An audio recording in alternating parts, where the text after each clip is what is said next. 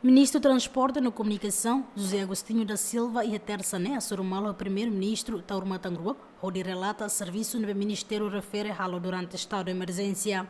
E a ocasião, né, José Agostinho da Silva mostra apresenta para o chefe governo, quando o contrato no Timor-Leste celebra a companhia Arnaud, onde a necessidade no Timor-Leste precisa, durante a implementação do estado de emergência, deve ser remata e a Lourenço Senhito Fulané.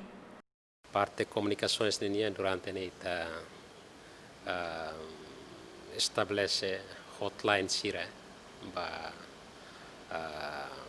onde responde a necessidade de emergência, pois conectividade, transporte aéreo entre Timor-Leste e Austrália, o Samaka assegura na fatin atendimento e período de emergência linha.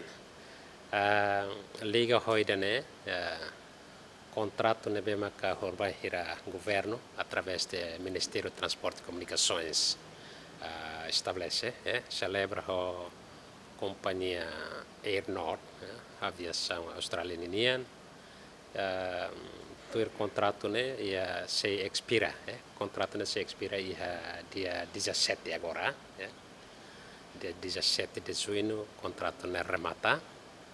Então, a linha ROI tem extensão, a duração de tempo para estado de emergência durante fulano de agora, a extensão para toluk ninian. Então, precisa para contrato da companhia Airnord e temos precisa de halo extensão. Para o né, bele atende na atendimento na fatin, a necessidade de emergência sira durante itania período de extensão itane.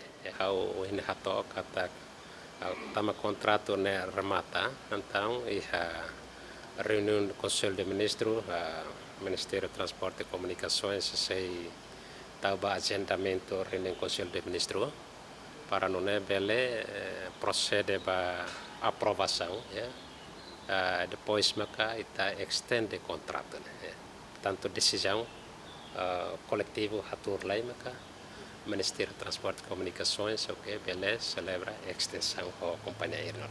Enquanto a oportunidade né, Ministro do Transporte e Comunicação no Moshateten, documento transporte terrestre, deve durante né, o movimento mate precisa a renovação, a tunebele cumpre na fatem regras, também técnico russa direção transporte terrestre, pronto a tua segura para enhira cliente sira, ne documento liona prazo. Jacinta Gonçalves, Verde Soares, GMN.